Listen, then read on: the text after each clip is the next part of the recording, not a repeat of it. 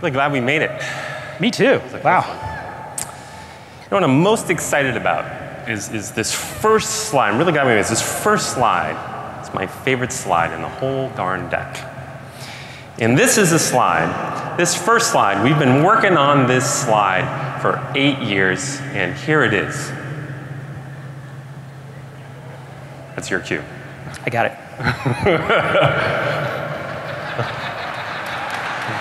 Thank you. 8 long years on that one. 8 years. A lot of work. We're in full compliance with all SEC regulations, and so are you.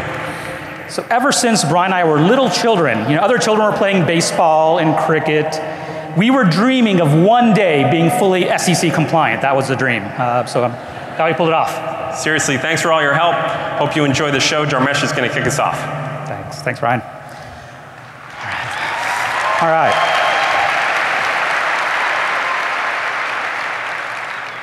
So what's the one thing we all have in common?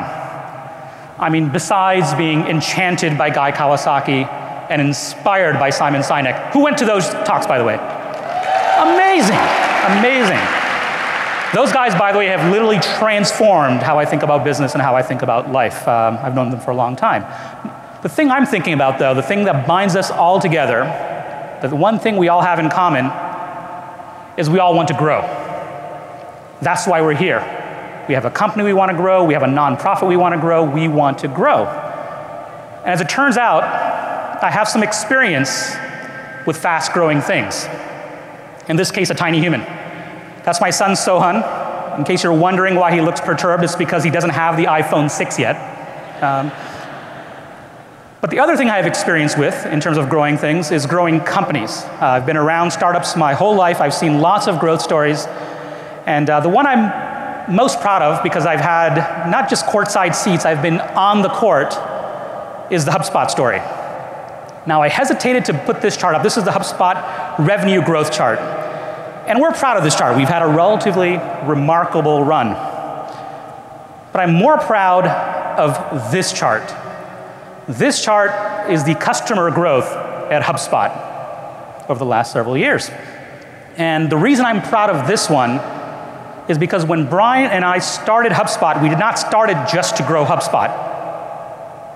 We started it to help grow thousands of other companies. That was the idea, is to help companies grow. That's why we started it. So what I'm going to do in this talk, I want to talk about growth, how to think about growth, how to plan growth, and how to execute and get growth. So I'm going to draw lessons from HubSpot, draw lessons from those 10,000 plus companies that we've seen over the years. And I'm going to group them into 3 areas. Perspective, how do you think about growth? I'm going to talk about people. I'm going to talk about platform and technology. So those are the kind of 3 broad areas or topics that I'm going to jump into. So let's first talk about perspective and how you think about growth. One thing I've learned is that growth is never an accident. There's no magic, there's no pixie dust. You don't wake up one Monday morning and it's like, oh, we just grew 300% last night. We're not exactly sure why.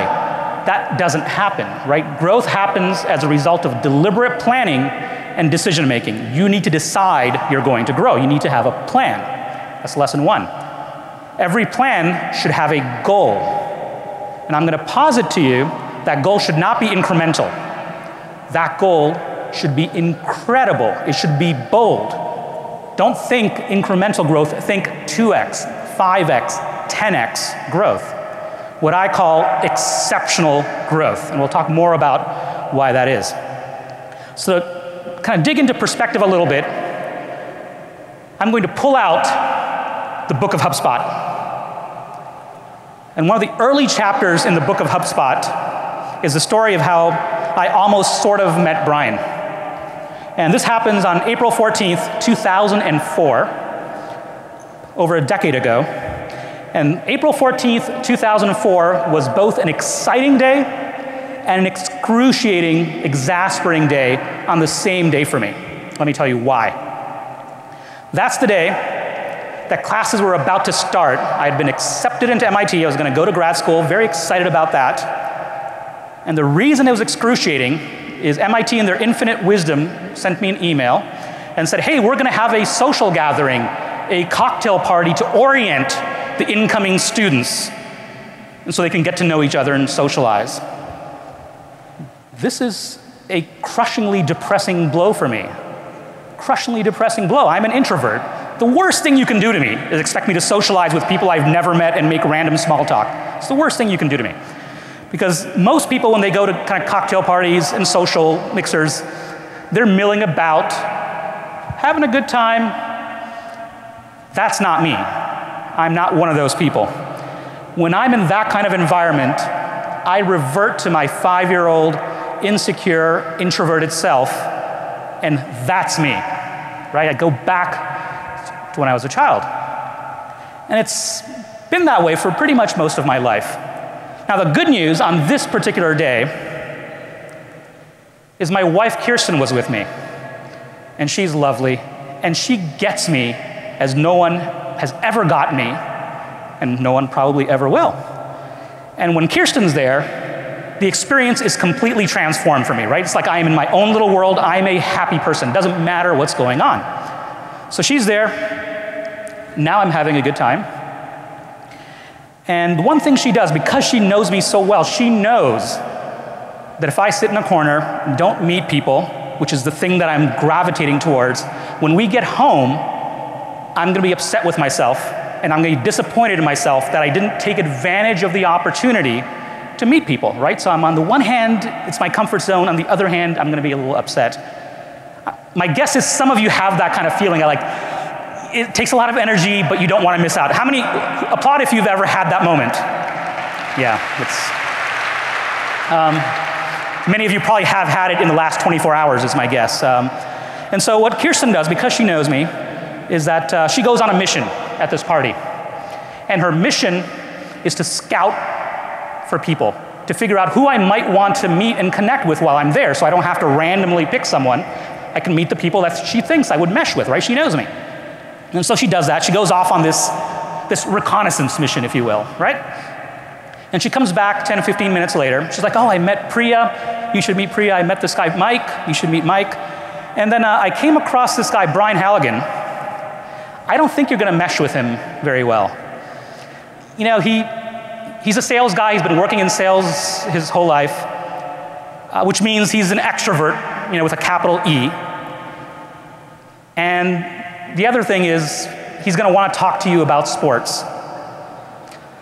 And I know nothing about sports, but I'm still mildly offended that it's like, okay, well, you know, I have the internet. I can make talk about sports. How hard could that? It's like, oh, the Red Sox had an amazing game yesterday. Tom Brady was awesome. That three-pointer cinched it, I tell you. That three-pointer at the very end cinched. Yeah, sports.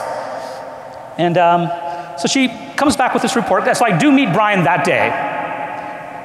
Very quick, polite, courteous. He probably met everyone that day, capital E extrovert and all. So it's interesting. So we start classes, and it takes me about a month of classes with Brian to figure out he's not like any sales guy I've ever met. He is one of the smartest people I've met. Not the smartest person that I met at MIT, but in the top decile. That's pretty good. It took me another month to figure out that he's actually not an extrovert. He isn't. He's not an extrovert.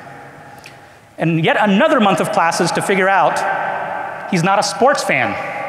He's a sports nut. He's crazy about it. It's just, my God, he's such a huge Red Sox fan. It's amazing. So I got to know Brian, and we hit it off, right? In the first 2 or 3 months of classes, we kind of figured this out, and we had lots of chemistry, common values, and we noodled on the idea of maybe we should do something together someday and start a company or something. So we made ourselves spend time with each other. We picked projects, we wrote papers and things like that, and we got to know each other. Then in 2005, in the summer of 2005, Brian graduates. I still have another year to go. When Brian graduates, he joins a venture capital firm, a VC firm. And his job at the venture capital firm is to help their portfolio of startups grow. That's his job. He's had an entire career helping companies grow, successful career. That's his job. That's what he's doing. Meanwhile, I'm writing my thesis, taking some classes, and I start a blog called onstartups.com, part of my thesis work. And a funny thing happens. We're meeting once a week or so, And Brian and I would chat about his startups. We would chat about my blog and the thesis, and we would chat about startup ideas. And he would come back and he's like, you know, the startup thing is, this marketing for these startups is not working. Like, we can't seem to get any traction, get traffic to our website. Like, it's just not happening. And meanwhile, the rinky-dink blog I had started on startups, the traffic was growing enormously.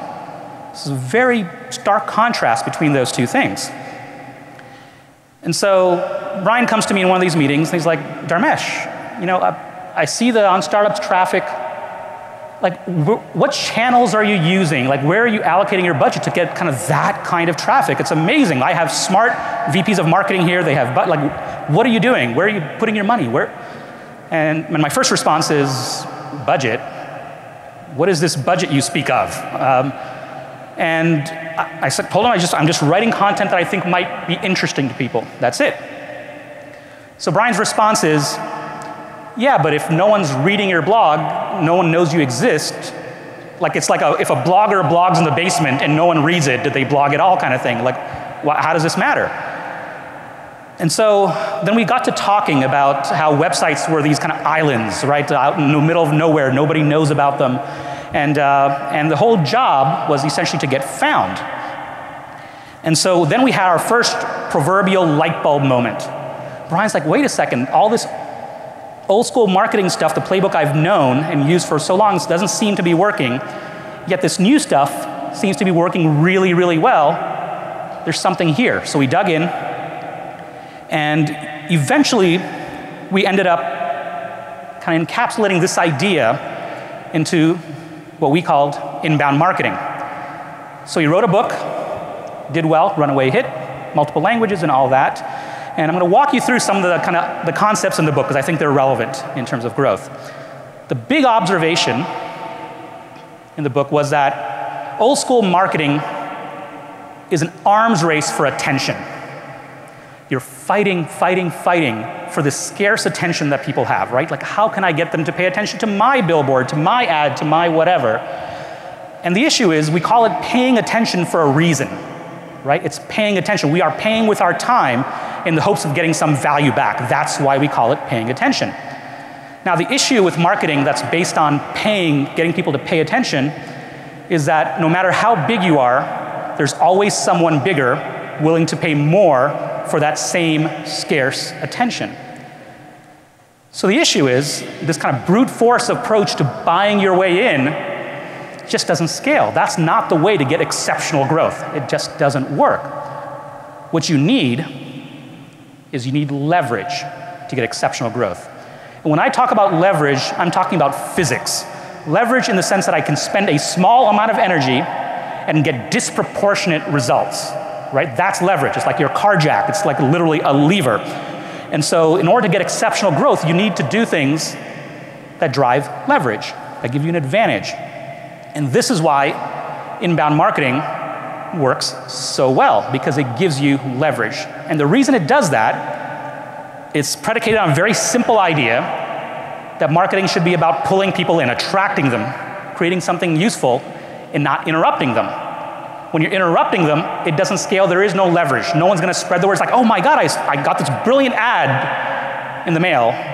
It doesn't happen, right? But if you create something people love, they spread it, you get leverage. You can create a blog article, and it can do well. You get lots of traffic. And that same article will generate traffic for years. We have content we wrote 8 years ago when we started HubSpot. To this day, people still visit that article. They become leads. They become customers. One-time investment creating the article, a lifetime of value. That's leverage. So that's at the heart of what I think has caused HubSpot's kind of modest success to date, is that we think even though you can't outspend others, you can always outthink them, you can outteach them, and you can definitely out-help them. This is the heart of what drives HubSpot and makes us who we are. So quick, who has been helped by HubSpot? You've read a blog article, you've called support. Applaud if you've, I can't see you. So awesome, thank you. So inbound, as we defined it, was basically a new playbook. It was a new approach to marketing that had this value of leverage to drive exceptional growth. And some of you are looking at this, it's like, okay, Dharmesh, what the heck kind of sport is that? I call it basketball. Work with me here, it's all right. So inbound is basically the shift from delusion-driven marketing to data-driven marketing, like moving into reality. Delusional marketing is when you think you can get away with the same things you've been doing for years and years because people have no choice but to tolerate it. That's a delusion. The data suggests that that is simply not true. People will continue to more effectively block you out, more effectively ignore you. We need to make the shift from delusion-driven to data-driven. So that's perspective. So how do you think about growth? Think high. Make marketing about the other person, make it empathetic, draw them in. That gives you leverage, and leverage is what you need to get exceptional growth. But no amount of fancy perspectives and really well-written playbooks are going to work if there's no one to execute the plays, right? People matter. So we're going to shift and we're going to talk about people. The first thing is, if you're going to get good at growth, if you're looking for exceptional growth, you're going to have to get great at recruiting. And this is non-trivial, because there is a fierce race for marketing talent. I'm going to tell you why. This is an approximation for how developer salaries have grown over the last 10 years. It's basically straight and up to the right. I'm a developer myself, try to write code every week, except the last few weeks I've been in PowerPoint more than Python, but still, it's worth it, by the way, this moment itself, it's worth it.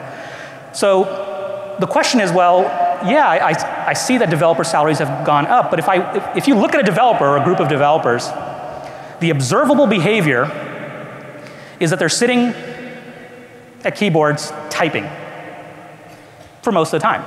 That's what developers do. That's what I do.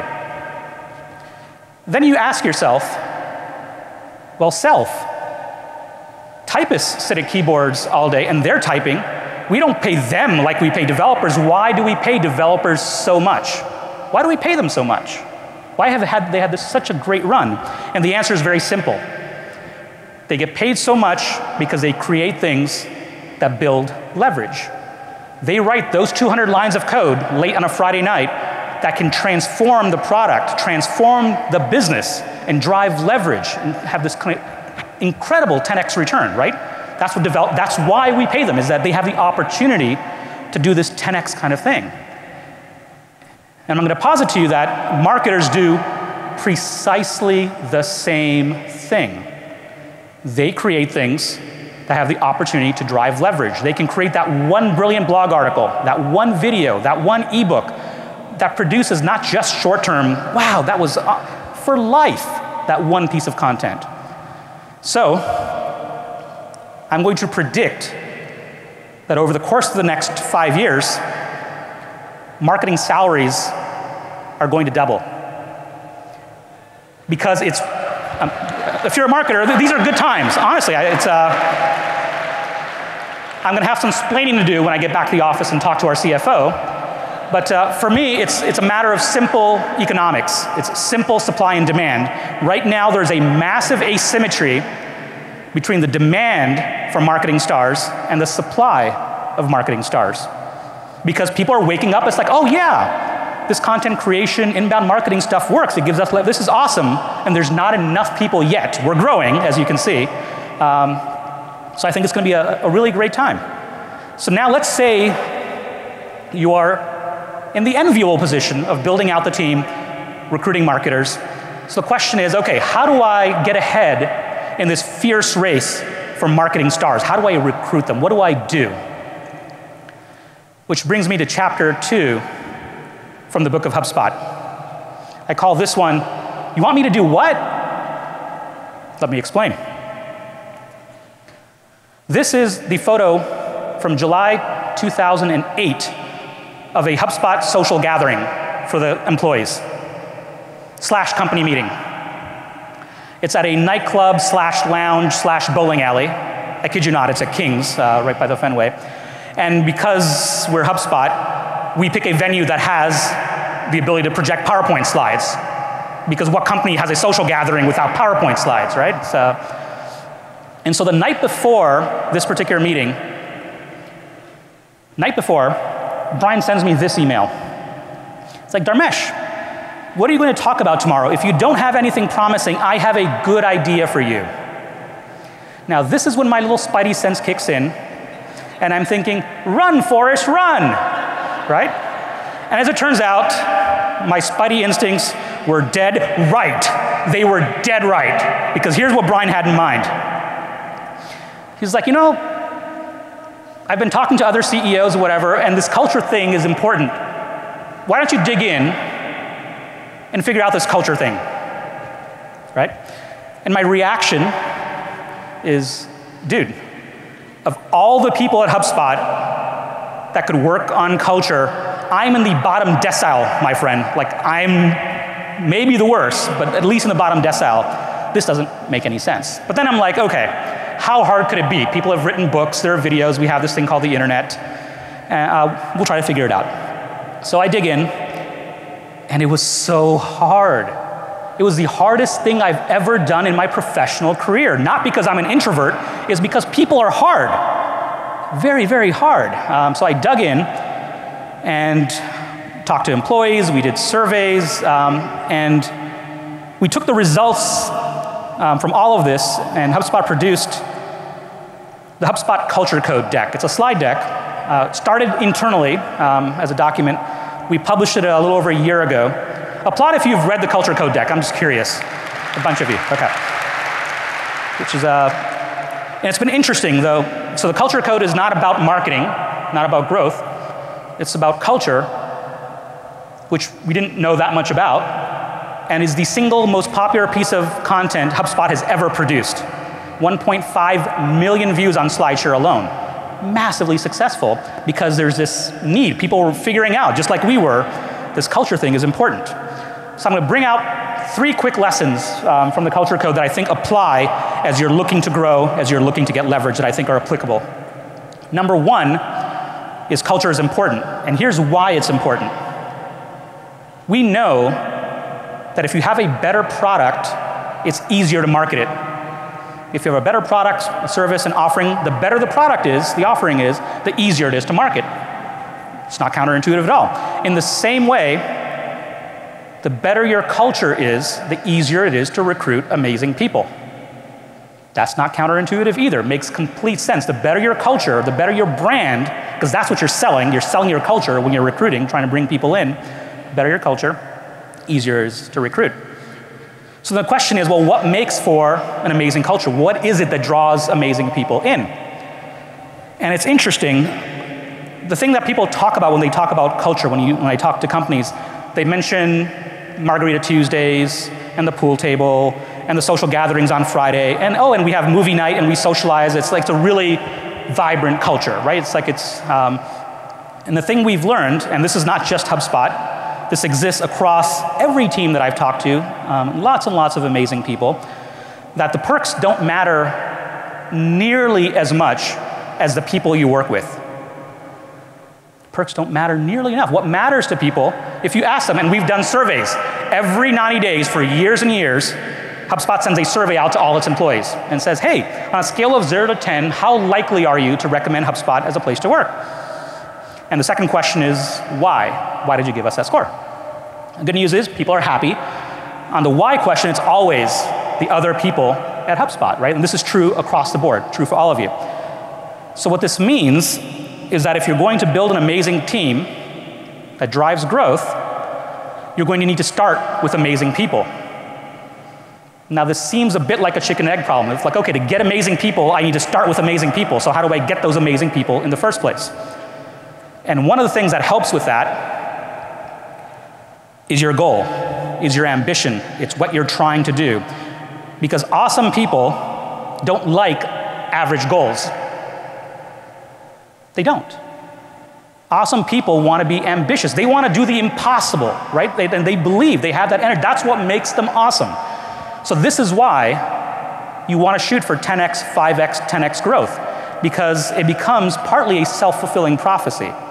You drive for 10x growth, amazing people are like, you're crazy, but in a good way. You're my kind of crazy, right? And they join the team. That's what you want. You want those amazing people to join. And they draw more amazing people. So that's my piece of advice on people. Spend time on it. You're going to have to spend time and get good at recruiting. It will not work any other way, I promise you. All right, so let's focus now on platform and technology. And I'm going to give you a quick word of caution. My title is CTO of HubSpot. I'm the Chief Technology Officer. So for clear reasons, I have bias, right? We're a software company. We sell software. We have customers in the room. But just because I'm biased doesn't make me wrong. Just remember that. Just because I'm biased doesn't mean I'm wrong. All right, so let's jump in. The third and final story from the book of HubSpot about this crazy thing we did. The craziest thing I've ever done in my professional career, honestly. And here's how the story starts. So when we last left our protagonist, we had this light bulb moment around inbound marketing. Wow, like this is awesome. This is brilliant. And as it turns out, we weren't the only ones. David Meerman Scott was talking about it. Joe Paluzzi was talking about it. Ann Handley was talking about it. Guy Kawasaki was talking about it. Gary Vaynerchuk was. It was obvious, which is great. Brian had one question.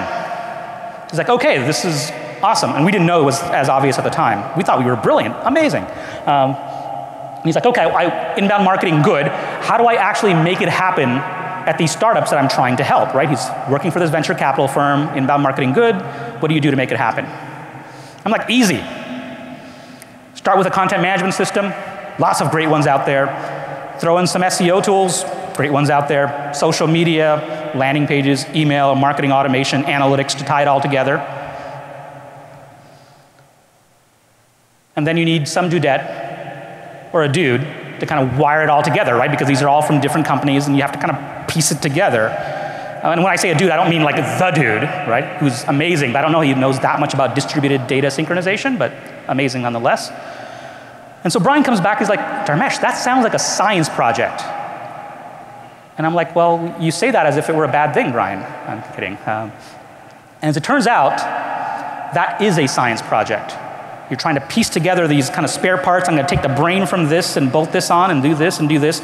And the result of that science project is what I call a Franken-system. And Franken-systems start with the best intent. We're going to do this amazing thing. We've got this awesome email marketing tool and this awesome social media, and we're going to wire it all together, and it's going to be awesome. And what ends up happening with Franken-systems may take a month, may take a year, may take several years, but invariably, the monster stops working for you, and you start working for the monster. That's what happens with Franken-systems. So applaud if you've ever been in the situation where you felt like most of your life was consumed at some point, like managing the monster. That's what happens. And so the crazy thing that we did is that we said, you know what? We're going to do all the things. We're going to do all the things that are necessary to be done so we can get thousands and tens of thousands and hundreds of thousands of businesses off the sidelines into the game. So we built a content management system, a blogging application, social media, analytics. This is crazy, crazy. And then marketing automation and email and landing pages for middle of the funnel. Even crazier, right? So now we have this platform, and it was working out pretty well. And you would think, like Brian would be now ready for his happy dance. It's like, dude, like we have a platform now, it does all the things that people needed to do.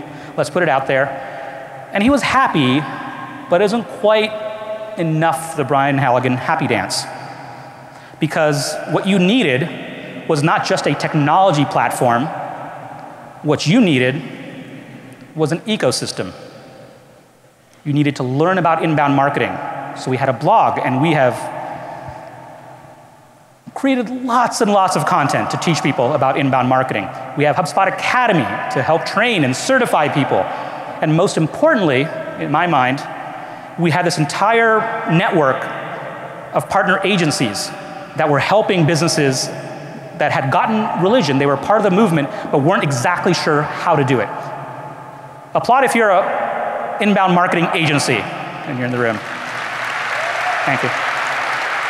None of this would have been possible, by the way, without you, because this massive asymmetry has existed for a long. By the way, you guys are going to see good times. It's like life is good. I'm not seeing that dwindle at all. Haven't seen it in years.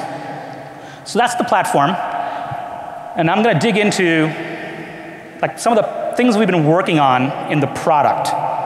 And I'm going to warn you now, I'm going to geek out a little bit. And when I get excited, I tend to talk faster. I don't know why that is. I'm really excited, so bear with me. So the first set of features I want to talk about is around the notion that growth is a team sport. Right? It's not just one person. It's not even just marketing. It's a team sport. And teams are not individual players running around the field doing whatever the heck they want.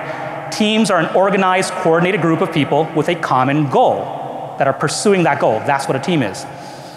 So we thought it might be nice to build a tool that sat above all the HubSpot applications to help you create campaigns. Now, this is Brian's favorite new tool of all the things that we've done. And here's why. It's seemingly very simple. It's like, oh, here are the list of things you need to do in a modern marketing campaign.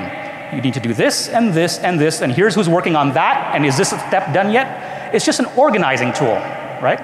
So it makes, if you're a professional marketer, you've been doing this for a while, it makes your life easier, right? But if you're just getting into marketing, and you're trying to and you were the intern that just got hired and you're trying to figure all this out, this is amazing. It's like, oh, I know exactly what needs to be done, and I can track our progress, and it works out really, really well. And so what's interesting about the campaigns tool is you can not only manage your campaign, you can track what's going on, and you can put it all in one place. Now, who thinks this is a useful thing to kind of get coordinated? Okay? All right. A bunch of you. So that's helpful, by the way, because the lights I can't see out there. I'm going to do this. I've done this before. So I'm going to use your applause as a way to measure your degree of, and don't pander, your degree of enthusiasm around the stuff I'm about to show you, right? And just to test, I need to calibrate the acoustics. To test and benchmark what the upper limit is, I'd like you to applaud if you like babies, chocolate, or Game of Thrones. If you like any of those things, please applaud it. All right. Thank you. So what we have just done is establish the scientific theoretical limit on audience love right there. Okay, so now we kind of know what the maximum is, so we can kind of dig in. All right, so let's talk about something different. We're going to jump in. So if you have a team, the other thing that you need as a coordinating mechanism is a calendar. And a little bit like campaigns, this seems trivial. It does. It's like, calendar. As it turns out, this is super important to pull into the product. So we've built a new calendaring app in HubSpot, and it does the things you would expect it to do. Thank you. Yeah. And what it does is it lets your team get on the same page and figure out what are the tweets that are coming up, what blog articles have we scheduled, when's that email campaign going out. It puts that all in one central place so you can have a bird's eye view of what's going on your team. It's a coordinating application, and it's pretty cool. The other thing it lets you do is you can add tasks to the calendar. Simple, very useful. Thank you. So I'll show that to you. So we're going to add a task here. And the task is going to be for me to follow up with a Q&A on inbound.org, which we'll talk about in a little bit, that I'll do after this. So we'll add a task, and it puts it out there. And so that's cool. All right, so we're going to stay on the topic of people and teams. And this one is one I've been personally working on, as in writing lines of code and such. One thing that's always bothered me is that we have a massive network and community of inbound folks. Massive network. Look at all of you. Like, some of you, when I talked to you 6, 7, 3 years ago, you're like, oh, this inbound marketing thing is great. Don't tell, this is like a competitive advantage. Don't tell my neighbor. Don't tell the other companies in my business. sorry to break it to you, the secret's out. Look around, it's, yeah. But one of the things that's bothered me is that we haven't had this community that pulls us all together. And that's what inbound.org is. It's an online community whose mission is to connect, learn, to help marketers connect, learn, and grow. That's what it does. And so you can submit content. Oh, here's a great article that I found. You can upvote and downvote and comment and discuss content. And that's awesome. But I'm going to show you the most useful feature, especially if you're looking to grow your team and build your team. So we have about 36,000 members in inbound.org now on the community. And we have this very cool, so we're going to go to the member directory here. 36,000+ people, growing very quickly. About 100,000 visitors a month for those that are like interested in traffic. So just out the roof, it's growing fast.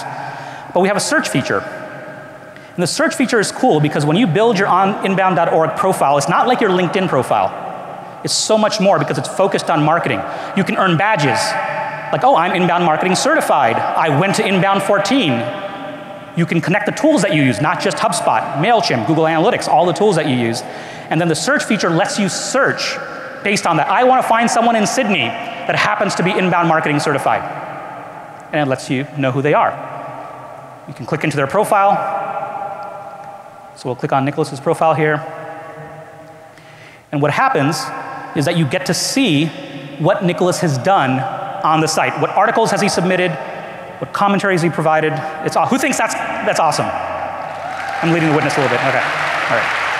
If you haven't joined yet, you should. It's good. So let's talk about social media. We all know it's a massively important channel for marketing. Hundreds of millions of users on Twitter, more users on Facebook than there are atoms in the universe, from what I hear, right? It's just huge, some big number. And the reason, and we've had, as a result of that, we've had an application in HubSpot called Social Inbox that we've had for a while.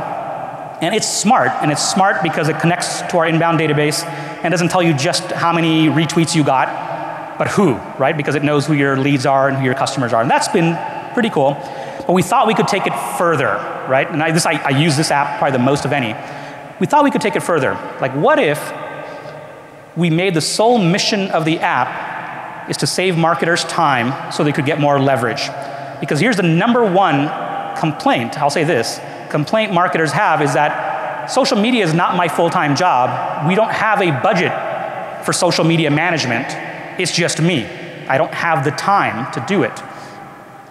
So the new version of Social Inbox, its sole mission in life, what the product managers ask themselves every day is, how do we help marketers tame that social media beast in 20 minutes a day? So assuming you only had 20 minutes, it's like priority inbox for your social, right? Like everything all in one place, and it lets you kind of respond and react and make the most of those 20 minutes. We don't expect you to live inside social inbox. We expect you to put the 20 minutes in and get massive leverage out. So you can tweet and favorite. It's very cool. Who's excited about that? Awesome. Okay. Let's talk about analytics and reporting. One thing we know is you can't grow what you can't measure. Because if you can't measure, you don't know what's working, so you don't know where to double down and put your investments. So HubSpot's always had great integrated reporting in HubSpot. From year one, we've had that. But we thought we could take it further. So we've added awesome new email reporting, because email is a hugely important asset. It gives you this dashboard and tells you, how is that asset performing? Are you getting leverage out of that asset? Is it growing? Is it dwindling? What's happening there? Email dashboard. Thank you. Oops. All right. I'm going to go quickly through these. We have attribution reporting. This is somewhat sophisticated. I'll give you the simple version of it. Is that attribution reporting helps you answer the question not just which blog articles drove people to my website, which we've had and lots of people have. Attribution reporting helps you understand how much credit do you attribute to various assets that you have in marketing. It's like, well, this blog article doesn't pull people in, but 87% of the people that buy from us end up reading it somewhere along the way. That article should get credit even though people didn't start there, right? It's an important asset, and attribution reporting helps you dig in one more layer and understand how you're getting leverage from the investment that you're making in these marketing assets. Who's excited about attribution reporting? Wow, okay.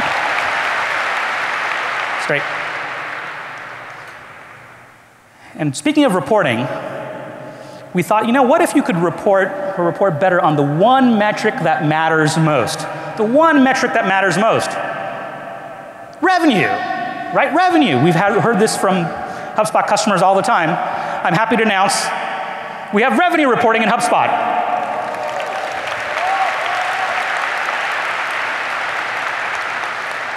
And it sits on top of the inbound database. You can be using any CRM. You have whatever fields that you use to track revenue. That all works, and it's awesome. So let's shift gears a little bit now. Talk about your website. Still one of the most important assets that you have in your marketing arsenal. Last year, HubSpot launched the COS, the Content Optimization System. And it was our take on what we thought a CMS should be if it were built from the ground up for getting leverage out of marketing. That's why it exists. And so a bunch of you have launched sites on the COS. They're beautiful. Here's an example. Here's another one. This one has like a mobile screenshot. The COS was built from the ground up, so it's mobile optimized to start with, so you don't have to spend extra calories trying to make it mobile optimized. It's built for that. Here's another example.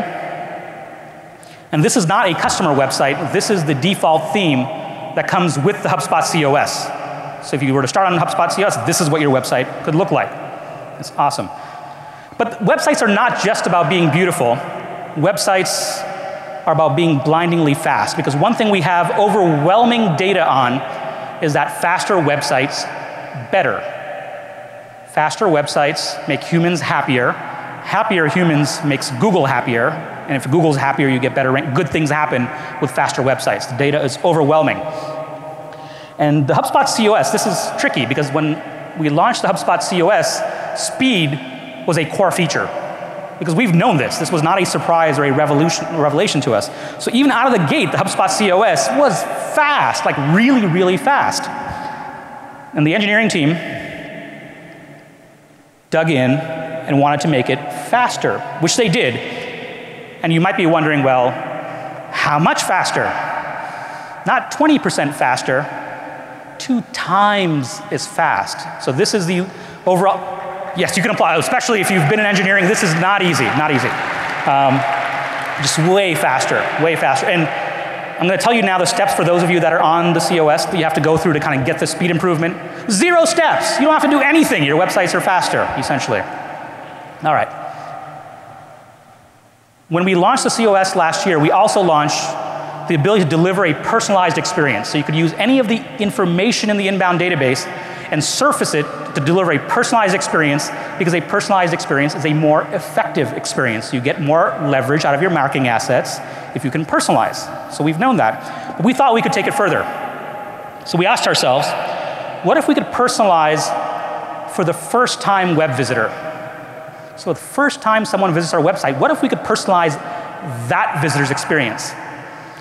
Now, some are you going to pause? It's like, wait a second. How do you deliver a personalized experience when we have no data? This person hasn't filled out a form. They're not a lead in our database. How do you personalize for those people? And the answer is, it's not easy, but everyone that visits your website brings a little piece of context with them. Even before they fill out a form, before they do anything, they bring it with them the very first time they visit.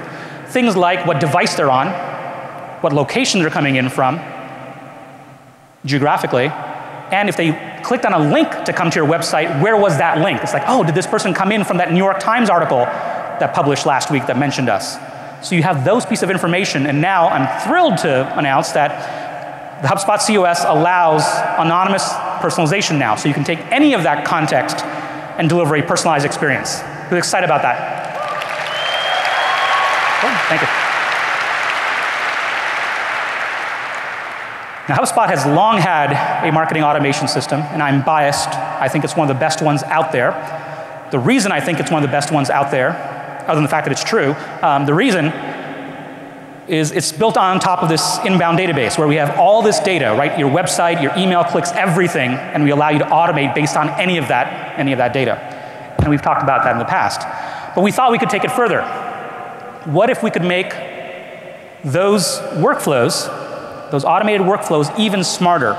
what if we could let them make decisions based on the data in the database? What if they could do branching logic? Who thinks that would be pretty cool? Who thinks that's a pretty good idea? So we have that now. And it works exactly as you would expect it to work, right? You can add a step to your workflow and say, if this is true, I want to do these 3 things. If this is true, I want to do these other 3 things. And you build it right inside the workflow, visual, easy, anyone can do it. It's awesome. So we've talked about, so I'm going to wind down here, talked about lots of ideas. And clearly you guys are excited about all of them to varying degrees. But I have a confession. The best ideas, some of the best ideas we've ever had at HubSpot, we've actually never had them. You had them. So this is years ago, we were sitting around, I'll have to give you this quick story. So we're sitting around debating what customers want. It's like, oh, well, we think they want this, and this other group says, no, no, they want this instead. And then like the realization set in, I was like, why don't we just let them tell us what they want, right? So just tell us. And so we created this website, ideas.hubspot.com, that lets you submit ideas, many of you have used it, and vote on each other's ideas. And I'm happy to tell you, you guys are awesome, right? If you're a HubSpot customer and if you've contributed like it, can you applaud? Just I want to know how many customers are out there, just to get a sense. Oh, okay, cool, thank you. I'm thrilled to announce, of those ideas that you had, not us, you had, in the last year, 143 of them got crossed off the list and are done. Who's excited about that? So obviously I can't dig into everything and show you everything, although I'd love to. All the information around the new features that we have, to go to www.hubspot.com/new, and that's where it all is.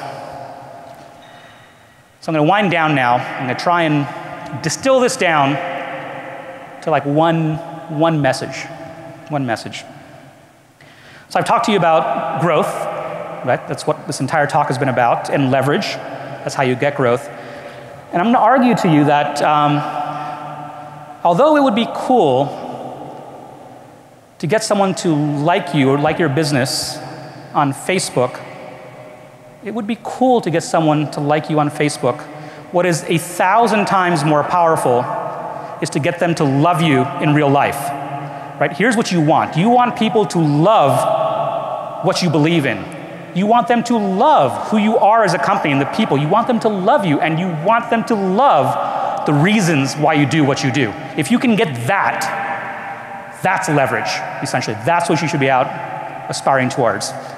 So to close out, exceptional growth, not easy at all. So much easier if a bunch of people love you. I want to thank you for your time. This is a humbling, energizing experience. Thank you for all the love. Thank you for making this possible. Thank you. Now I'd like to invite back to the stage my friend, co-founder, and CEO of HubSpot, Brian Halligan. Nice job.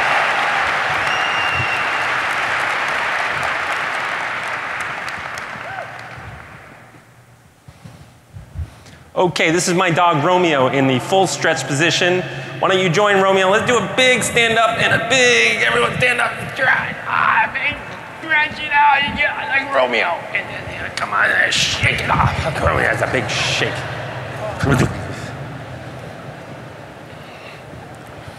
Good job. Well done. Nicely done. That was very good. Okay. Really like Dharmesh's talk. I like this theme of growth. I really like this theme of growth. When I think of growth, I think of my favorite sport, sumo wrestling. I just love sumo wrestling. I lived in Japan for a couple years. I love the food, I love the people, I love the culture, and I learned to love me some sumo. It turns out it's a great sport. And I want to show you how sumo works, and I want to demonstrate for you the first sumo match I ever attended. It was an epic match, and it pitted this giant man behind me. His name's Konoshiki. He's like King Kong Konoshiki. Konoshiki weighed 680 and 40 pounds, just a giant human being. And it pitted him against a much smaller man. It's the first match I ever saw. His name's Terrell. And Terrell was my size, 195 pounds, so he's 3 times larger. And I want to show you, sort of act out how sumo works. It's super cool, and hopefully the dots will connect for you. On this side, you've got King Kong Konoshiki, giant man, and they face off across the coffee from each other in this duel. And they're kind of looking at each other, and they try to intimidate each other. So Konoshiki looks over at him, and he's a giant man, slaps his belt, makes really loud noises, and sort of stares him down like this. And then tiny Terrell is on the other side, little guy, and he's facing him off, and he doesn't slap his belt as much, but he shows he's really flexible, and he kicks his legs up, and he gets down, and he's looking at him and staring him down. Quite ready yet, though? And here's Konoshiki on this side, King Kong Konoshiki, giant human being, 600. He's undefeated at the time. Terrell's the up-and-comer, and he leans down, and he looks at him, and he says some Japanese. "Ooh, konbanwa, onegaishimasu, ganbarimasu." They're not ready yet. And here's Terrell on this side, and they're ready to go. And Terrell's ready in the match. It's an epic duel. Terrell's the underdog. It's the first match I'd ever gone to. Konoshiki's undefeated. He's a giant man standing across from me ready to tear my head off. I get down, and there's a referee right here, and the referee says, "Go." And Konoshiki comes at me, and I get down on Terrell, and I'm down low, and I grab his belt, and I spin him around, and Terrell, tiny Terrell, beats King Kong Konoshiki in my first ever sumo match. It was awesome. I'm gonna have to get in better shape if I'm gonna do sumo wrestling on stage, because I'm a little out of breath. Now, why the heck am I telling you a story about tiny Terrell versus King Kong Konoshiki? I tell you the story because tiny Terrell is that's why we're here at HubSpot. That's why we started HubSpot. We want to help all of you gain leverage and get exceptional growth. We want to help you take on giant competitors and take them down. That's why Dharmesh and I started the company. We like the attackers, and we want to help those attackers gain leverage and grow and take down the big, heavy defenders. How's that sound?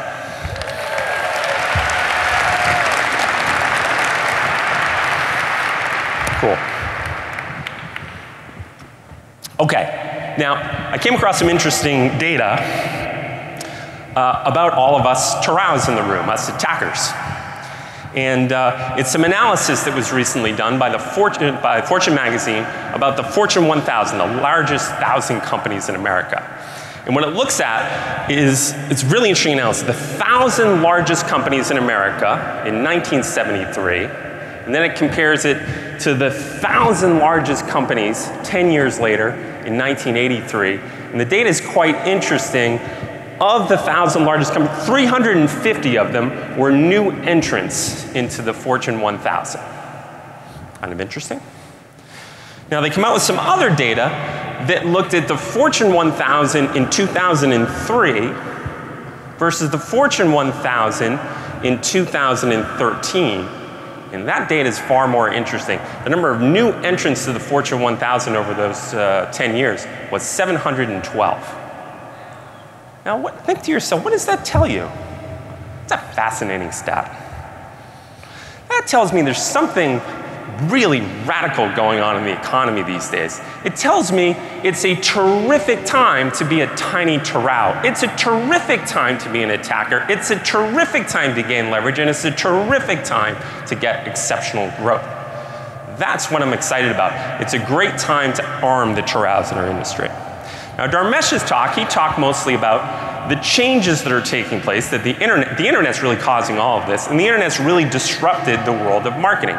It's radically changed the way we all shop for stuff, and the whole idea behind HubSpot is we want to enable marketers to transform the way they market to match the way humans actually shop for stuff today. And that's been great. And today I'm going to step us down a new path in HubSpot, a very interesting new path, the next chapter in HubSpot. I don't think the internet's just changed the way people shop. I think it's radically changed the way people evaluate products and buy stuff too. I think the shopping process and the buying process both are radically different, And what HubSpot wants to do is transform the way you sell to match the way people actually buy today. So I'm going to start talking about sales today, and I'm going to cover it in the same format Dharmesh. I'm going to give you my perspective on the new buyer. What does that new buyer look like and what's different? And then I'm going to talk about the new seller. How does that new seller need to change? Then I'm going to give you some perspective on the sales platform. How's that sound? Okay, cool. Let's start with our perspective on sales. I came across some really great research from Forrester. And well, that worked. In Forrester, they surveyed hundreds of buyers of stuff. And they asked the buyers of stuff to grade us sellers of stuff. And the grades are fascinating, really fascinating. It turns out our sellers of stuff aren't doing very well in the buyers' minds. We got all Fs and 1 C+, and the C+ was in our own, the seller's product. So we didn't even make the honor roll on our own damn products on the sales world. In my mind, when I look at that report card, I think the sales playbook is fundamentally broken. I think the way people buy has radically changed, and the way we sell needs to radically change. And that's what I want to talk about today, is that broken sales playbook. I think what's underneath this broken sales playbook and the new way of selling, I think that if you unpack it, I think the big problem is it's an information shift. It used to be that the sales rep and the prospect, well, they had very different information. The sales rep had all the information, the prospect had none. So let me give you an example.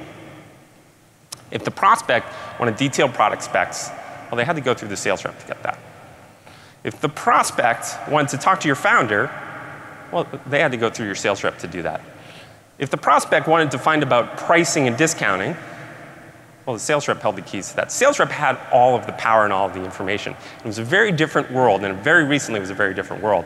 If I look at that same situation today, it's totally changed. It's completely different today, where the sales rep and the prospect have pretty much the exact same information. If that prospect wants detailed product specs, well, they'll go to your website. That prospect wants to talk to your founder, well, let's go to LinkedIn. It's pretty easy. If that prospect wants pricing or discounting information, well, you can go to Quora and ask a few questions on there. There's a big shift going on in the seller-buyer relationship, and it used to be that the sales rep had the power in that relationship. Today, it's totally different. Today, the prospect has the power. It used to be the sales rep was the trusted advisor in the buying process. Today, Google is the trusted advisor in the buying process. It used to be a buyer beware world. The seller could say pretty much whatever he or she wanted, and it was up to the buyer to make a good decision, and there was virtually no recourse if the buyer was unsatisfied with the brand's promise and what was delivered. Today, it's a seller beware world. If you don't sell properly, if you sell unfair expectations, the payback is a bear, because there's a lot of recourse. There's a ton of sites. You can use Twitter to complain, you can use Facebook, you can use LinkedIn, you can use Yelp. There's hundreds of new sites that give a voice to the buyer. It's a seller beware world. I kind of think of the sales process and the buying process. The buying process today has become Yelpified. It's a Yelpified buying process today. Now, a lot of you out there are probably thinking to yourselves, Halligan's full of crap. I don't buy this Yelpification stuff. I don't buy it. I'm stuck in the 90s. It's still, nothing's changed in the sales world. Well, I would argue pretty much every industry is being Yelpified. And my favorite industry that's being Yelpified is this one.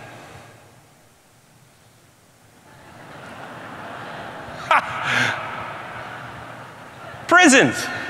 42 reviews on Yelp. It got 3 stars, better than most hotels. Brilliant. Okay, I'm gonna indulge you for a second. I want to read one review on here. Wendy L. had to stay in San Quentin prison. I want to read you what she had to say. So here's Wendy. After being taken in, I was greeted by a friendly male officer who asked me a series of questions. At no time did the officer violate any of my constitutional privileges, and even gave me a juice box after I said I was thirsty. Yes, you heard right. They have juice boxes in the prison. Ha! Brilliant.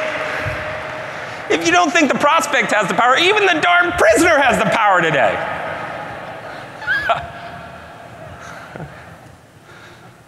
Let's just take HubSpot. A lot of you are HubSpot customers out there. Frankly, I think you'd be crazy to buy a product from HubSpot just based on what the sales rep said. What you would do if you're interested in buying HubSpot's marketing product is, if I were you, I would go to G2 Crowd. G2 Crowd is the Yelp of the software industry, and there's hundreds of people who have reviewed HubSpot's marketing product on there.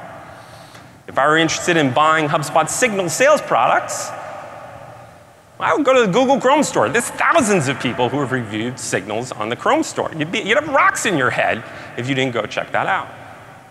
If you're interested in buying our book, I'd go to Amazon. Hundreds of people have reviewed our book on Amazon. It is a Yelpified world. The buyer has radically changed. We all need to get over ourselves. The prospect has the power. Okay. Now, given that the prospect has the power, and there's a radical change in the way people buy, who thinks the seller needs to change too? Help me out.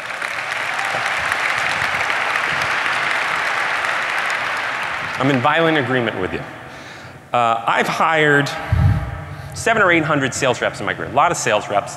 And the profile of the sales rep I've been hiring has radically shifted just in the last couple years. There's a very different new profile of sales rep that needs to be hired to deal with this new buying process and the new buyer. What I want to do is I want to take you through the old profile I used to hire on and the new modern profile built just to deal with that new buying process. Okay. So my old criteria when I used to hire sales guys was I was looking for ABCers, always be closers, very aggressive reps. But today, I'm looking for ABHers, always be helping. Very, very different. It used to be that I wanted to hire sales reps with sharp elbows. Today, I want to hire sales reps with sharp minds. It used to be that I want to hire backslapping, extroverted sales reps. That worked great for me my whole career. Now, this is an interesting one. John Belushi is a real extrovert in that movie. In Dharmesh, he just talked about how introverted he is. It turns out that there's another role in between extrovert and introverts, and I learned this from Daniel Pink, actually, and it's referred to as ambiverts. And ambiverts are more balanced. They're sort of in between the two. Now what I'm looking to hire are much more ambiverted, grounded, down-to-earth sales reps, not the backslapper types. It used to be that all the reps I hired were what I called opaque. And these were reps that hated my website and hated the fact that I had pricing on the site and hated the fact that I had a free trial. That sales rep wanted to hide reality from the prospects. By the way, that movie is Frost Nixon. It's a little obscure. I don't know if people got that one. Today, it's very different. I want to hire sales reps that are much more transparent, like our friend Bridget Jones. Much, much more transparent. That lean into the new realities of the new buyer. It used to be that I hired highly motivated sales reps, like Aaron Brockovich. But today, I still hire highly motivated sales reps. That's the one criteria that remains from my selling career from the 90s and the zeros, the last decade to today. You still want highly motivated sales reps. That's the key criteria. So my criteria has totally changed for how I hire sales reps at HubSpot. I think all of you need to change your criteria as well. If you want to gain leverage and grow, you need a new criteria for reps. Now, one of the nice things about these 5 criteria is they spell out a sweet acronym that's perfect for our venue here in Boston.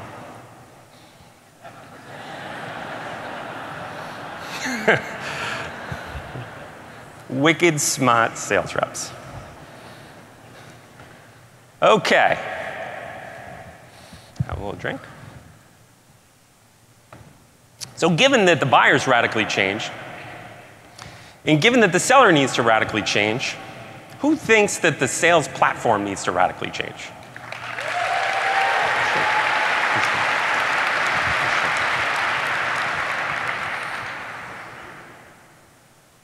give that a yes and a no, actually. I'm not going to give you a resounding yes on that one. I've been buying and using sales platforms for 20 years now. And I'm kind of a student of the sales platform game. And what I want to do is walk you through how I think about the sales software industry. If you're going to talk about the sales software industry, you're obviously going to talk about CRM. And there's two things I love, absolutely love about CRM products. So, that I just love. The first thing I love about CRM products is the category was invented actually in 1994. And so there's a lot of products on the market, and they're very good and they're very stable and do a very good job. We here at HubSpot, we use Salesforce.com, and we're actually very happy customers of theirs. The second thing that I love about CRM systems is they work great for the VP of sales. So our VP of sales loves it, tracks activity and funnel and activity, all that stuff's necessary and useful, and you still need it. I don't think it's completely sufficient, though, to handle that new buyer and our new smart sales rep. And there are three gaps I see in the CRM world, and I want to walk you through very quickly those three gaps. The first gap is that although the CRM works for the VP of sales, it tends to just create work for the sales rep. It just eats a lot of time for that sales rep. And we did some analysis on this at HubSpot. Our average sales rep spends an hour and 32 minutes a day filling out forms and manually entering data into our CRM system. And Dharmesh talked about developers when they're typing, they create leverage, but when sales reps are typing, they're destroying leverage. That's kind of a waste of time for them. So that's the first issue. CRM systems are essentially an empty vessel, and humans have to fill them. The second issue I have with CRM systems is they don't do a lot to help me deal with this new buyer. They don't bring me the context that that new buyer wants me to use in that sales process to improve my grades. And I came up with a new term there, selping. It's like sell and help. And I tried it the other way, help and sell. That didn't work at all. That was helling, and that acronym didn't work. The third problem is sales reps spend a ton of time prospecting. That's a big part of their job, and CRM really doesn't do anything for that. So they're off in databases, and they're off on the web, and they spend most of their day actually not in their CRM system. The CRM system distracts them and has to pull them back in. So those are the three gaps. Because of those three gaps, what can tend to happen inside an organization is the darn sales reps stop using the CRM system. When they stop using that CRM system, it destroys the original value of tracking what's going on for that VP of sales, and the whole thing can kind of collapse on itself. It doesn't always happen, but it actually happens a lot. And so what I've been wondering for a couple years now is, do we need a different category? The VP of sales, has her killer app for tracking sales. The sales rep needs her killer app for making sales. And if there were to be a category like this, it would do a couple things. One is it would prospect for the sales rep. It wouldn't send them off in the wilderness to do a bunch of prospecting, waste a lot of time. It would bring prospects to her.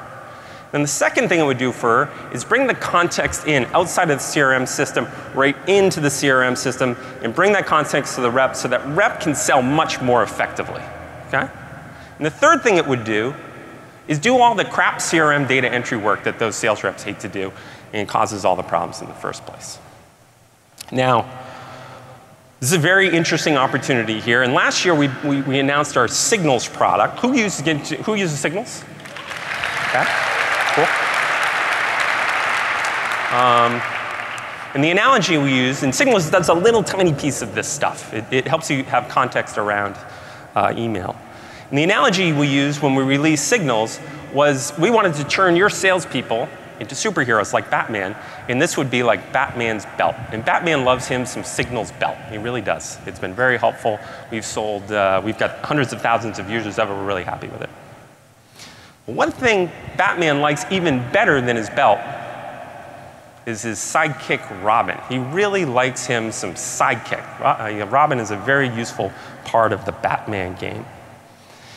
And so today at HubSpot, we're announcing a pretty cool new product. It does all that stuff I described. It's a killer application for sales reps, and it helps sales reps sell, and it pairs perfectly with the CRM system and allows that to track. And we call that new product Sidekick.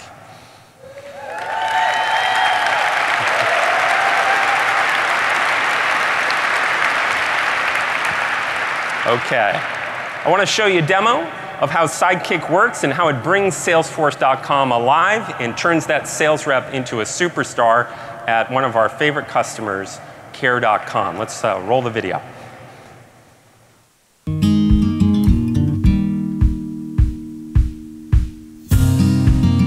Sales reps have a tough job and they're not alone, and we can help. Sidekick brings anything you could possibly know about your contacts and accounts to where you live, the web and your email inbox. The features we've been working on help you send emails at the right time that are relevant to the people you're trying to have a conversation with, and have that conversation with an entire company, not just one contact. So how's this all work? As you email your contacts, the ones you want to sync to CRM will automatically be synced in. It'll show you everything your CRM knows about these folks. It'll fill in the gaps when you don't have that information. And if you want to add or edit, you can do so without having to log into your CRM. And so what we want for the sales team is we want them to be as armed as possible when they're talking to the prospect. And having that type of information only makes a call that's been planned prior to that much more effective, because you've spent time researching, understanding the potential customer. You can have a better discussion with them. You'll be able to tell the pages that they're looking at, and it lets you know prior to making that phone call, okay, they're interested in X, Y, and Z, and that's how I'm going to tailor my phone call. For example, let's say you're on the website of a company that's a great customer. You can see the entire history of that deal and then find 5 more companies just like them to prospect. And what does that prospecting look like? You start by saving you a bunch of research time, show you where the company is, how far along they are, and what they do, whether there are any Salesforce CRM records existing. From any website, you can see a list of contacts at that company. You can easily add them into CRM. Add more than one to build out the org chart. Back in the inbox, anybody you communicate with, you can see their name and photo, where they live on social media, and your full history with them. If you're connected with CRM, you'll see if they're in your CRM as well. Now that the Care.com marketing team is using the HubSpot Marketing Platform, and the Care.com inside sales team is using the HubSpot Sales Platform, we're more aligned than we've ever been before. And if you're going to have an effective sales machine, that's the best way to do it, is to have both of those folks as tightly knit as possible. Sidekick lets you use your CRM without having to use your CRM. Let us do some of the heavy lifting and save you some time. Even a superhero needs a sidekick.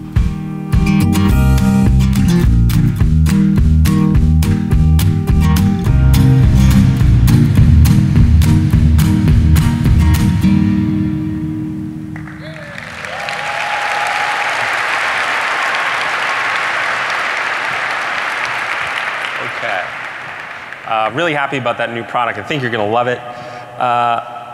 For those of you using Signals, Signals is now a feature of Sidekick. You'll automatically get Sidekick. Sidekick is way more powerful. If you like Signals, you're going to love Sidekick. And Sidekick's benefiting from one thing from Signals. I think something we did right on Signals was we used a freemium pricing model. So many of you use it for free, and the power users pay for it. And we're going to inherit that same exact pricing model to make it easier for you to use it. And Sidekick is freemium as well.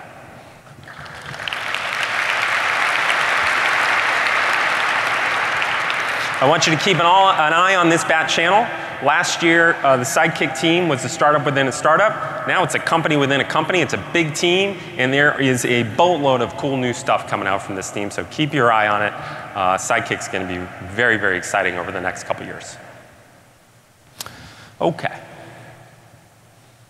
I need everyone's help with the little debate we're having in HubSpot about product. So if it's okay, I'm going to do a little poll with all of you. Okay.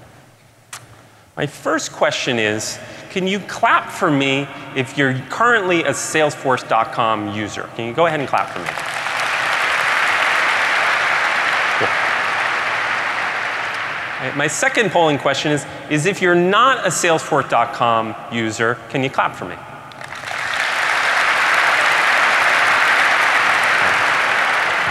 That's what I thought. The debate that's been going on inside of HubSpot is whether we should build, you folks that just clapped, your own CRM system just for you. Oh. Okay, I sort of got that feeling. And so we've been going back and forth on this internally. We've been having a lot of debates. Actually, for a few years, we're debating whether we should build, all of you who just clapped, your own CRM system that works just for you. And I want to go back to my product guys, and I want to give them some clear direction. So if you think we should just get over ourselves already and build you guys your own CRM system, can you clap for me?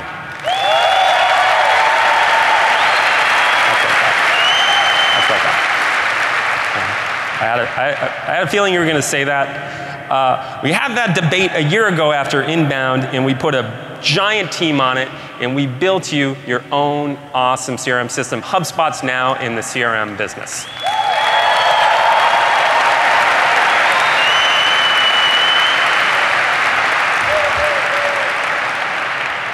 That's all. I'm just going to go. So let's have a look. Should we have a look? This is what the HubSpot CRM system looks like. And there's one thing that really grabs me when I look at HubSpot CRM system. Something that really jumps out.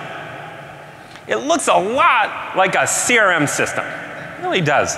It's got contacts, it's got companies, it's got deals, it's got forecasts, it's got tasks. We have ourselves a real CRM system, not some rinky-dink thing. This thing is very interesting. But it's not a typical CRM system. It doesn't work like other CRM systems. It's very special. This CRM system works for you. I want to show you a demo of it. And when I demo it, I'm going to demo our CRM system in Sidekick. You can use these products both separately, but man, is there a lot of power if you use them together. So if you'll indulge me, I'm going to show the demo of both of them together. Now, the demo I want to show you is a real scenario. So as you might imagine, I want to get as many people signed up for my new products as possible. And there's one prospect that's here at Inbound that I think is a pretty good fit. It's a company called Atlassian. Atlassian's sort of our sister company, and I happen to know Jay over there, who's their president, and he's speaking at Inbound. And so he's a perfect fit for this product. What I want to do, I'm going to start the sales process with Jay, and you can follow along as I demo through it. And I want to go get him and see if I can get him using HubSpot and use our new products. First thing I want to do with Jay is I want to send him an email. I don't want to send him a crappy email, though. I want to send him an awesome email that's full of context. It's context-rich that he's going to open, and he's going to click through, and he's going to respond to. And the problem with sending one of those really good emails is they involve a little bit of a research project. If I'm going to send him a really good email, I got to go into CRM and look him up. I got to go into the HubSpot timeline and look him up. I have to go look him up in social media. I have to do a whole bunch of stuff, and it takes me 15 or 20 minutes. I'm a busy guy. I don't have 15 or 20 minutes. I don't really like these research projects. I'm not a big research guy. So what I'm going to do is I'm going to let HubSpot CRM software do that research for me. I'm going to start creating the email, and as I'm typing in Jay's name, Sidekick will pop up. Very cool how it pops up on the side. And what I really need is context, and that's what Sidekick gives me. Sidekick tells me a little bit about Jay. Sidekick will give me a HubSpot-style timeline to see what's been going on back and forth. Sidekick will let me look at him inside of our CRM system, and Sidekick will even let me check him out in LinkedIn or Facebook or Twitter. I'm kind of a Twitter guy, and so let's have a look at Jay on Twitter. And this is his recent tweets, and I can retweet him right from within my CRM system, or I can follow him right from within my CRM system. All super, super powerful. HubSpot CRM system brings the context to me. HubSpot CRM system works for you. Okay, I got the context I need. And now I'm going to go ahead and craft my email and send that email off to him. Piece of cake, I've got all the context. Now I can send him a really good email and send that email off.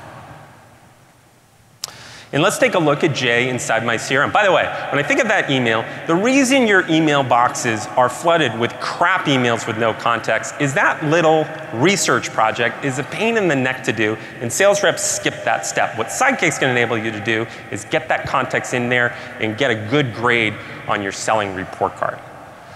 Now let's go and take a look at Jay inside my CRM system. This is what he looks like. This is what the contact record looks like in the CRM system. Very clean, very sexy. What do you think?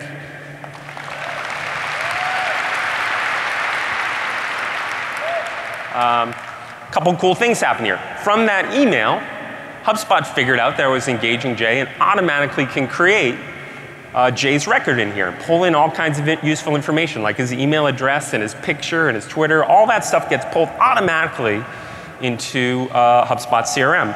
And then that timeline gets pulled in automatically. And that timeline is something very special.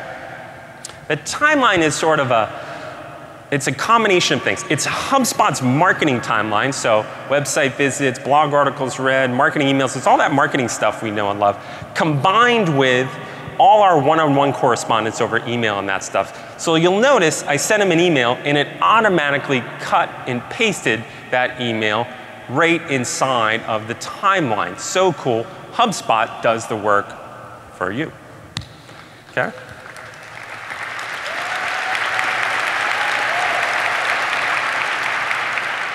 Okay. So that's the contact record. Now what I want to do is create a company record inside my CRM, typical thing you have to do in CRM. And that's a bit of a research project I'm going to have to do. I don't particularly like research projects. This research project's going to involve, I got to go to their website and find a bunch of information and Crunchbase and Google a bunch of stuff, and I'm cutting and pasting and cutting and pasting. I'm like Sir Paste a lot here as a sales rep. Really don't like these research projects. What I'm going to do is I'm going to let HubSpot do the research project for me. So HubSpot's figured out from Jay's email that he works at Atlassian. And so it's going to create that company record automatically for me. And it's going to populate it with all sorts of useful nuggets. So it's going to go out and find for me very useful stuff like how many employees work there, how big is the company, the address, the Twitter handle, all kinds of interesting stuff. So awesome. It pulls it in from the web. I didn't enter any of that data. It automatically listens and pulls all that stuff in for me. And then it creates a killer timeline just for Atlassian. And it's the same type of timeline, but it's everything everyone at Atlassian's been doing with my company, combined with awesome stuff that we're finding out in the internet. So in this case, it found a great article out in the internet about Atlassian and pulls articles in and pulls tweets in automatically, and it keeps it up to date with me. So friggin' cool.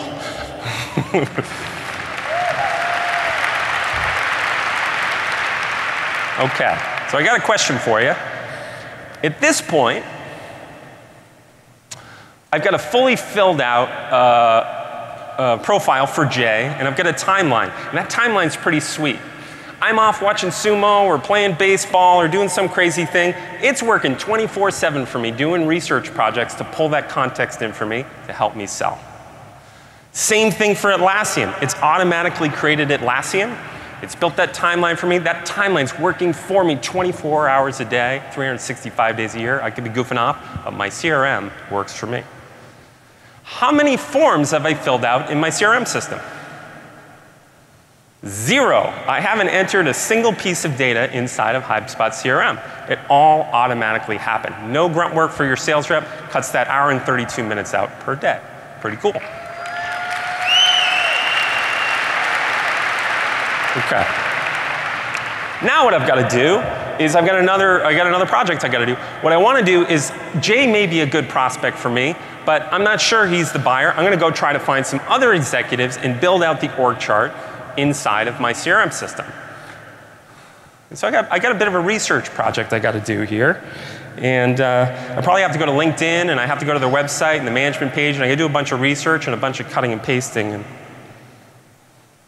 I don't like research projects, so I'm going to let HubSpot CRM system do the research for me.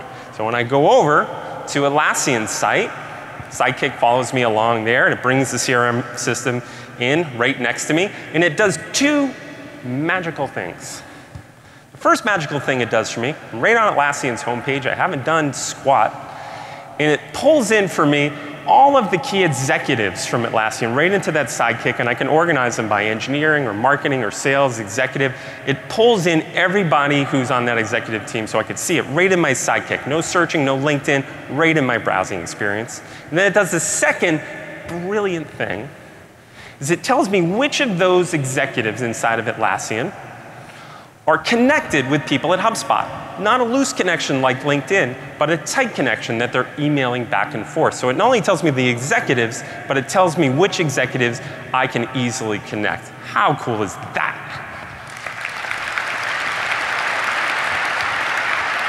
Okay.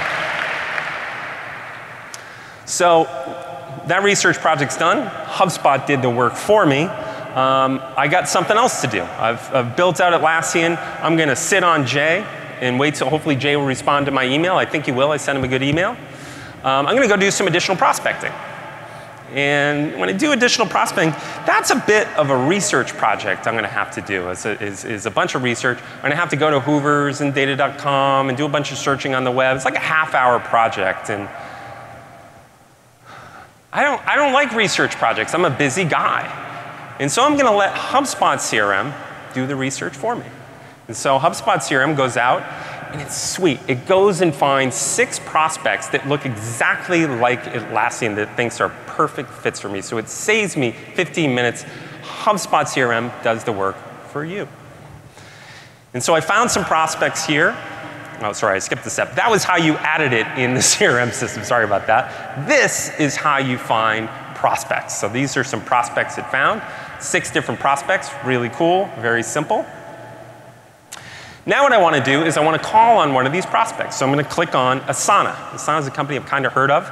Let's go to their website. When I go to their website, as the sales guy, after I did my prospecting, I built up my list. Now what I need to do, I've got some work to do. I've got a little research project I've got to take care of. And that research project involves me spending 15 or 20 minutes inside my CRM. And I got 2 things I'm trying to solve. I'm trying to figure out, are they in my territory? And I'm trying to figure out, has another sales rep claimed them? Because I hate when I do a ton of work and another rep has claimed the account. Now that research project is kind of thing. I don't particularly like research projects. I'm a pretty busy guy. And so I'm going to let HubSpot CRM do the research for me. And so HubSpot CRM comes right into my browsing experience and it tells me, yes, it's in my territory. It tells me the number of employees and it tells me the location. It's in California, right down the street from Atlassian. And it tells me that there's no other sales rep working for it. So I don't have to go and do that big research project. All that research is done for me by HubSpot CRM project. Now what I want to do is enter Asana into my CRM system. I don't have to go log into my CRM. I don't have to fill out any forms. I just make 2 clicks of the mouse. And that's how easy it is to add Asana into the CRM system. This is a different kind of CRM system. This is a CRM system that works for you.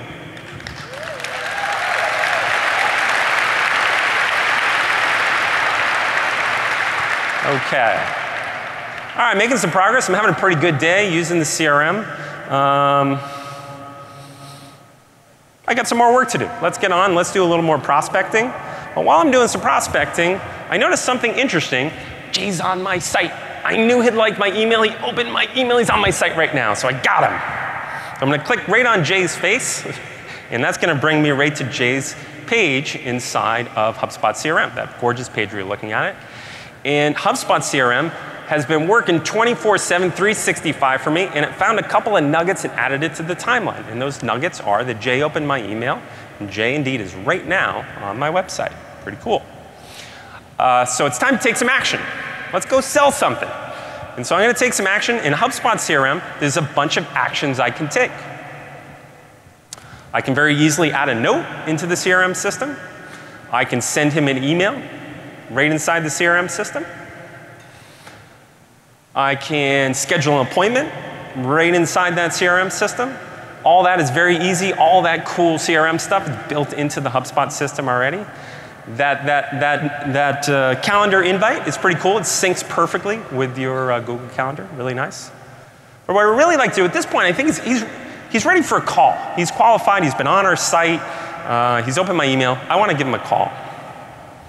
What I've always wanted in a CRM system, what I never thought made sense, is sales reps, they use their browser a lot, they use email a lot, and they use their phone a lot.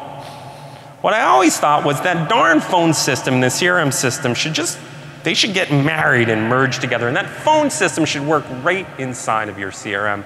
And we built that inside of HubSpot CRM. There's a phone system right inside of it.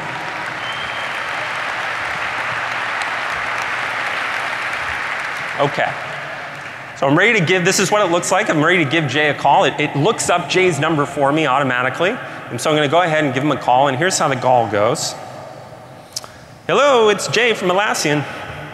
Hey, it's Brian from HubSpot. How's it going? Hey, Brian, I was just on your site looking at your new product. No kidding, really? Pretty cool. Can we set up a demo? How about Thursday? Great, let's do Thursday. Can't wait, talk to you then. So that's our phone call. We hang up the phone call, right? All from within HubSpot. And now what I need to do as a sales rep, I got a little project I have to do. I have to write up my notes and then send the notes to my boss. And she's going to review the notes, and then she's going to call me, and we're going to go back and forth. And I had to interpret my conversation with Jay in my notes, and then she reads my notes, and she has to interpret my interpretation. So we lose all this fidelity in it. What would be really cool is if that darn conversation was just in another event on the timeline, and I could just point her into the timeline, and she could listen to that phone call herself, and we save all kinds of time. So that's what that looks like right in the timeline.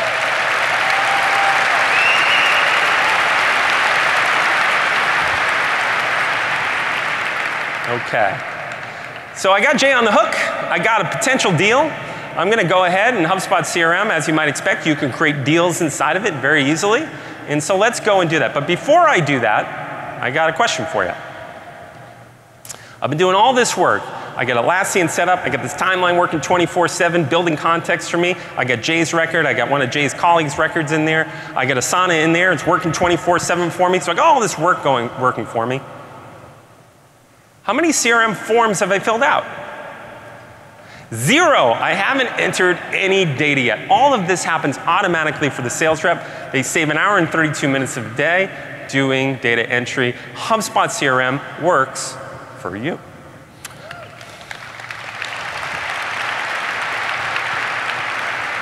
Okay, let's set up the deal. And so I'm going to go ahead and put the deal. I've been accused before of having rose-colored glasses, so I'm going to put in that Jay's going to spend $5,000 with me. And I'm going to put in the level of qualification on the deal, the typical stuff you would do inside of a CRM system, and go ahead and populate that in. And there's 2 interesting bits of data in there. I gave you a dollar amount and a funnel stage. That information, it turns out, is wildly valuable for our marketer friends. And that new information is available for our marketer friends. Now they can segment on that data, create lists on that data, and do marketing automation with dollars in it and with funnel stages. So HubSpot CRM does the work for you and your marketing department.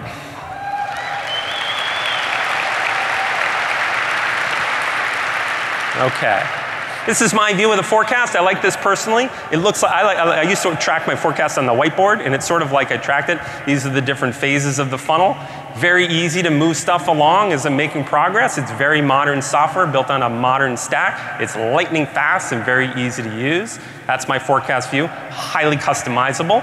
This is the view my boss likes to look at. She's got a very different perspective on the business than I do. Super cool view she's got. And feeling pretty good about it. There's one more thing inside the CRM system that makes it very helpful, not just for inside salespeople, but we built an iPhone CRM app for all you outside salespeople out there. You can take a look at it here. It looks pretty cool. Okay. All right. So that's an overview of HubSpot's CRM system. Pretty cool, huh?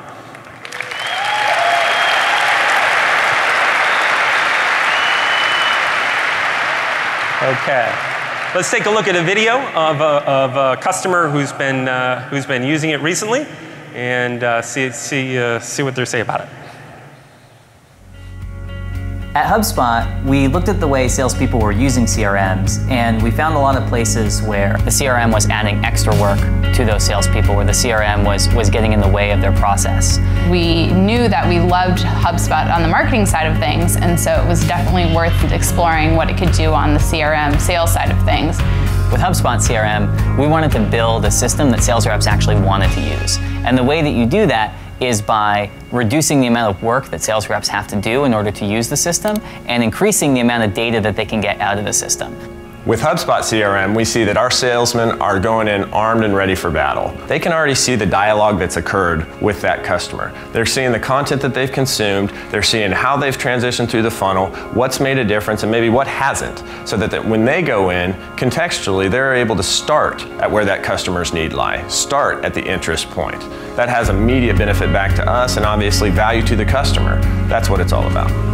So with most CRMs, the focus is about actually manually inputting all of your interaction points into the CRM. With HubSpot CRM, it's actually the opposite. As a salesperson, I have to do very little or even no data entry whatsoever, and the system is actually giving me information back. And because they both run off the same inbound database, everything in the HubSpot Marketing Platform, like website visits, recent tweets, and other interactions, are all available in HubSpot CRM. And so as a sales rep, I have that information, so immediately I can call them, maybe see if they have questions about that report download or schedule that demo that they're interested in. I can call right from inside the CRM. And when I make that call, it automatically gets recorded, so I can see my history of every email, every note, every interaction, every phone call, and it automatically gets put into my timeline. I could follow up with an email without even opening up my email. I can just send it from that contact record. And all of these tasks seem so small, but they take up a lot of time. And so if we can do email and phone calls without even clicking out of that contact record, we're saving a lot of time and putting it to more valuable use. CRM is an important decision, and the hope was that we would see some meaningful metric changes in the metrics that were important to us, that lead conversion ratio, that sales productivity cycle, and that's what we've seen. HubSpot CRM has shown us that they are the tool that can get us to where we need to go.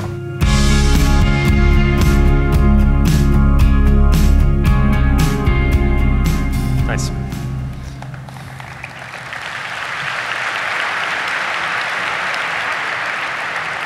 Okay, I want to tell you one more story before we wrap up. We had a big debate inside of HubSpot about how should we charge for the CRM products. There's a big debate that was going on. I want to tell you about the debate that happened inside of HubSpot. The debate started, I went to Brad Coffey, who runs my, he's the product management head at HubSpot, and I said, Brad, what do you think we should charge for the CRM product? Brad went away and he pounded on his spreadsheets and he came back, he had a 100-page PowerPoint presentation he came back to me. And the bottom line in the presentation was the last slide. He said, we should charge $65 a month for the CRM. Not a penny more, not a penny less. That's the perfect price. Okay? And then I asked John Kinzer, my CFO. I said, John, what do you think we should charge for the CRM? John went away and was slaving over a hot spreadsheet for a week. He came back to me with a giant model. He opened the model up and the lights dimmed inside of HubSpot. The model was so big, and he said, we should charge $77.25 not a third of a cent more or a third of a cent less. Okay? Then I went to Dharmesh. I said, Dharmesh, what do you think we should charge for the CRM product? Dharmesh went away and did whatever the hell Dharmesh does. I'm not quite sure what he does all the time. It's some mountain somewhere. Dharmesh came back, he said, I really like that pricing model we have for Sidekick. A lot of people use it for free, it spreads the love, we give them the full platform, people will buy our other products. I really like that one. Okay. And so the debate ensued. And the PowerPoint people were battling the spreadsheet people were battling the mountain people, and they battled it out. And the good news for you is the mountain people won. We're going to use that same freemium model for HubSpot CRM.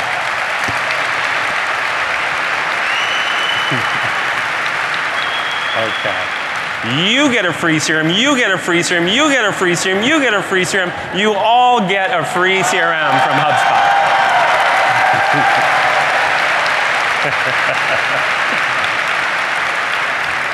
Okay. I'm going to wind down a little bit. If you're interested in Sidekick in HubSpot CRM, go to HubSpot.com/sales. We've got information on both products. Sidekick is ready to roll now. HubSpot CRM is ready to roll now, but we want to be a little careful how we roll it out. So we're going to roll it out to our customers and our partners first, and we'll roll it out to our customers and partners over the next couple of months. We'll probably sign up 1,000 of you today and get you going on it. We want to be careful. We want to make sure you're delighted on it. And then we're going to open the CRM up to the rest of the world at some point next year. So very excited about those two new products. Very exciting day, probably the biggest day in HubSpot history for us so far.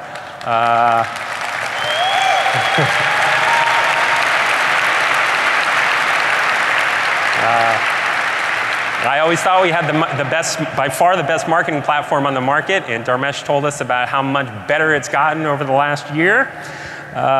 We came out with a brand new killer app for salespeople to enable them to sell better and sell more effectively with more context. and we came out with our own CRM product, a really kick-ass new CRM product. And what we're trying to do here is we're trying to build you a growth platform, a platform that enables you to be the Tarows of your industry, to be the attackers to take down the big guys in your industry and get great exponential growth. That's why we're here.